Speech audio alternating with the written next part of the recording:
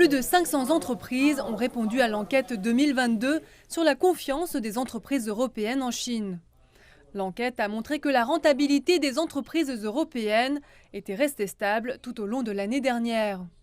Le pourcentage d'entreprises ayant enregistré des pertes est passé de 13 à 8%, soit une baisse de 5 points de pourcentage en glissement annuel. L'enquête montre que 2 tiers des entreprises européennes ont vu leurs revenus augmenter en 2021, mais que 60% d'entre elles ont également été confrontées à davantage de défis par rapport à l'année précédente. Et la pandémie de Covid-19 en est la principale raison. Selon Eurostat, la Chine est restée le premier partenaire commercial de l'UE au cours du premier semestre de cette année. Le volume des échanges entre l'UE et la Chine s'est élevé à environ 421 milliards de dollars américains, soit une hausse de 28,3% en glissement annuel.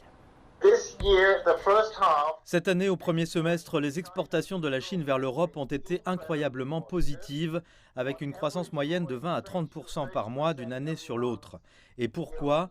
Car les consommateurs chinois se limitent parce qu'ils s'inquiètent de la Covid et deuxièmement parce que les Européens aiment les produits chinois. Il a également souligné que les efforts déployés par les entreprises européennes en matière de réduction des émissions pouvaient inspirer les entreprises chinoises locales.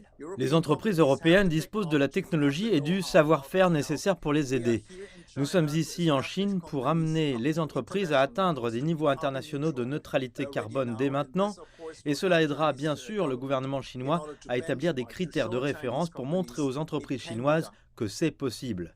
L'enquête montre également que même si la proportion d'entreprises européennes investissant dans le sud-ouest de la Chine n'est pas élevée, les ressources naturelles de la région et la zone économique de Chengdu-Chongqing attirent leur attention.